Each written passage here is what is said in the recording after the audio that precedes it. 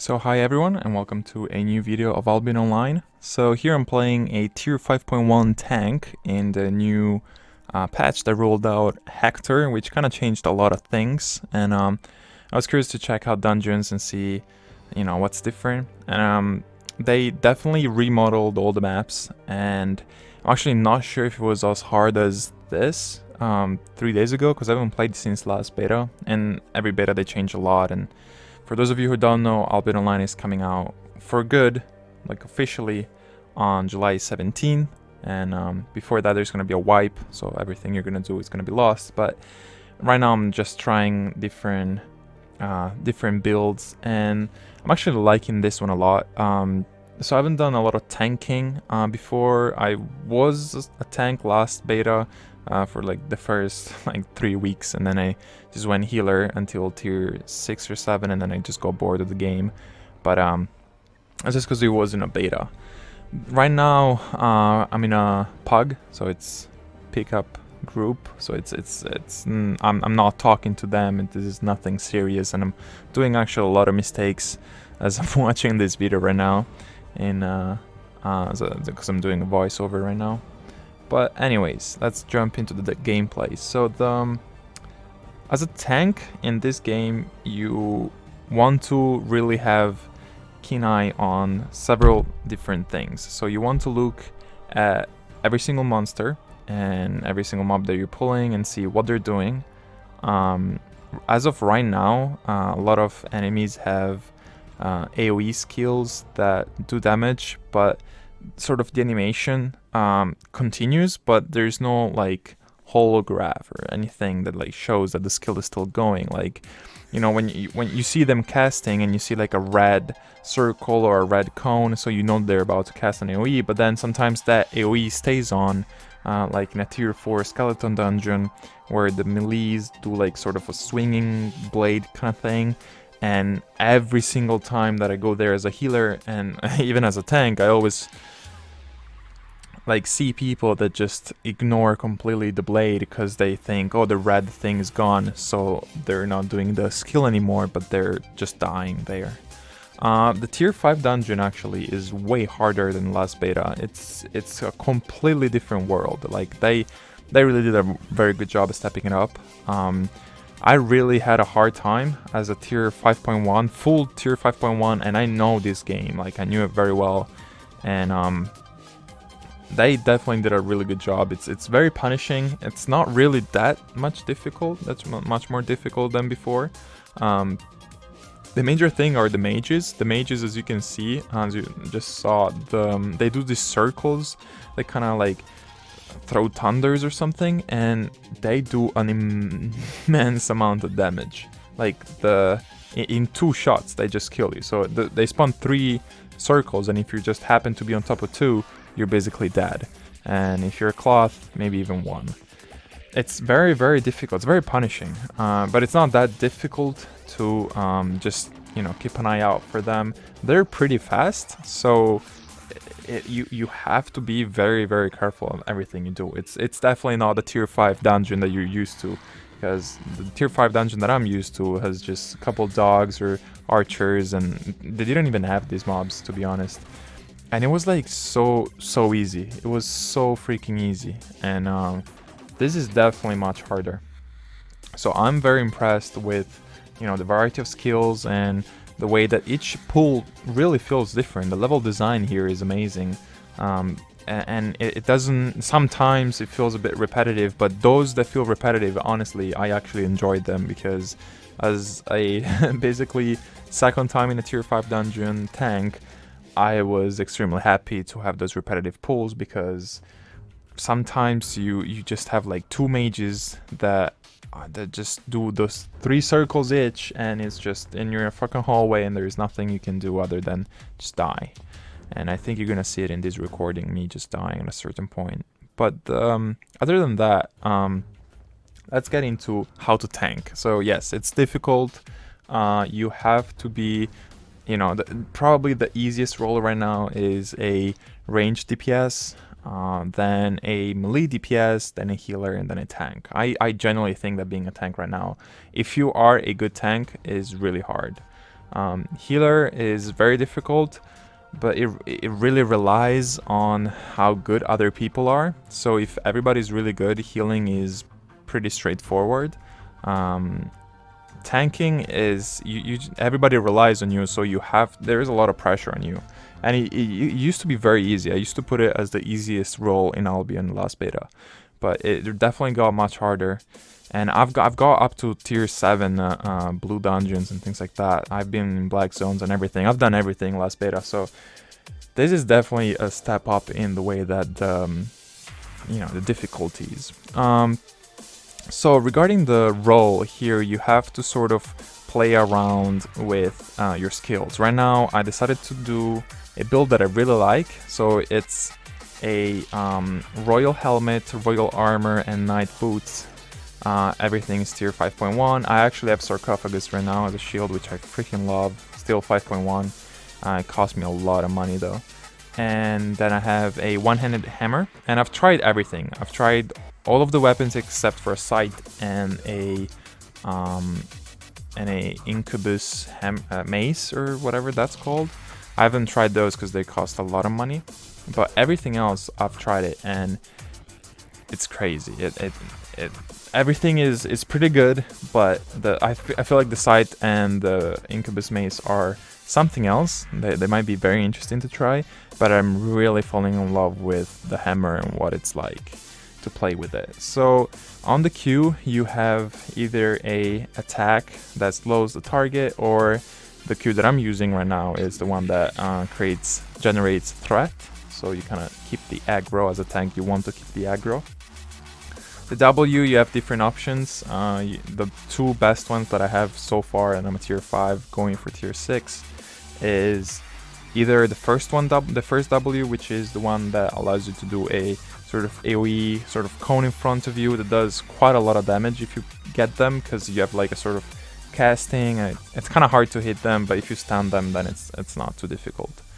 Or the one that I'm using right now, which I really love, is a splash, and I'm pretty sure this is new. At least this beta is new. I don't know if it's a patch new thing, but definitely this beta is bringing this new skill, which is sort of a splash that in an area around you, you're gonna see me using it here and there.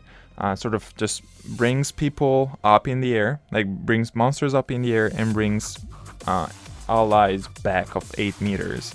I've never really seen that push. Maybe now recording it, I'm gonna see it somewhere. But it's definitely useful for, mages when they're about to cast something that you can interrupt. And in this dungeon specifically, the melees, you can interrupt almost everything. So it's pretty useful with them. They basically like don't do anything. The E is my hands down. I love the AoE stun around you. It's just too good to avoid it. As of right now, I'm gonna keep that. Then for Royal Helmet, I picked the Royal Helmet for the AoE stun, which is the second to last skill that you see on the right, the one on the with the red icon, like the meteor kind of thing. And that one is pretty cool because you do an AoE, like launches a meteor and it does AoE damage and stuns, which is really good. And then I picked that one because I'll let you. I'm probably gonna do another video going into my build, but just for now to have everything in one video, I decided to do Royal Helmet, Royal Armor, and Knight Boots because I needed energy somehow, and the Royal Armor gives you a skill, which is right now on my R, I believe, which basically gives me energy back every second for like 5 seconds or something. 8 energy for every monster around me, or 7 energy, something like that. And it seems weak, but trust me, it's ridiculous. Like you just pull like 3-4 enemies, you have no energy. You just use that and you're full energy in like 2 seconds. It's crazy. It's 1 minute cooldown, and I kind of thought about it because I was not really sure because there is the Druid Cloth Helmet has a skill that is similar to that, which was the one that I had before, which just puts an AoE like circle around you, and everybody that is in there basically gets full like free mana, free energy, sorry. And it's really, really good for the party. But I was missing the passive. I was using the passive in the cloth helmet that gives me a cooldown reduction, which is not bad, but at the same time I was missing that reduced damage, and as a tank I felt like I really needed it, especially in this dungeon. I'm really happy that I decided to go to Royal, because it's just better. But yeah, I was rolling the Druid, the cloth helmet as a tank for a while, which was pretty funny. I would get quite a bit of damage, and you're gonna see the circle, the blue circle here and there. You might have seen it a few minutes ago. But other than that, the reason then I went for Royal is for the reduced damage, and then I did Royal Armor. Royal Armor for the energy, so that I sort of have the same skill but just a bit different. Royal Helmet for the AoE stun.